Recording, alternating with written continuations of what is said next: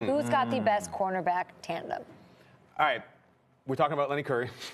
The Jacksonville Jaguars are awesome. All right. We're talking about Boye and Ramsey. But I will say this. I don't know if there's a feared tandem yet. That is very strong words. And Roethlisberger was so afraid of him that he threw 58 times in the playoff game. Truly. If we're talking feared cornerback tandems, we got to go back to maybe Revis and Cromartie, Dion and Eric Davis to really become.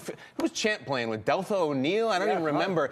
You have to show up first and have a breakout season, which they did. We'll see week one how afraid they are of Jacksonville. I love those guys, but fear is a very strong word in the NFL. Yeah, fear is a strong word, and I'm thinking more recent with Richard Sherman and all that news going on that he's not going to be there. You remember Sherman and Browner and those guys. They just looked so much. It looked like they were 6'7", standing over 5'5" wide receivers every single game, and they're just putting hands on you. But I would agree with you, though, in the sense that feared that most offensive coordinators know they're going into the game, it's going to be tough. Now, wide receivers, I think we all walk in saying we fear no man. He puts on his pants just like I do. He puts on his cleats like I do. He bleeds like me. But offensive coordinators, oh, yes, they fear the Jacksonville Jaguars. It's the Rams. I'm sorry, it's the Rams. Talib was the best of his craft. Haven't played it down yet. You still? Marcus Peters, another one of the best of his craft. Haven't played it down yet. You're saying none of those are feared, then why wouldn't it be? You know, Kyle, I hate to knock the Jacksonville duo. We love Boye and Ramsey. We love their personalities. We love that they are both all pros.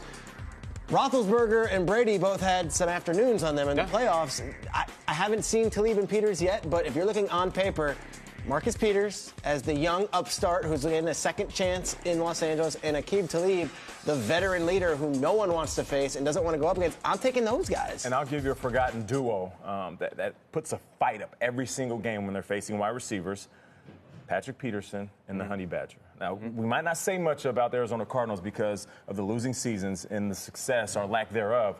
But every time a wide receiver goes up against that squad, they know they are in for a fight versus two athletic guys that can go get the ball. Okay, so switch one word. You guys took this word feared and ran with it. Best cornerback duo in the league. You guys, semantic career. It's Jacksonville.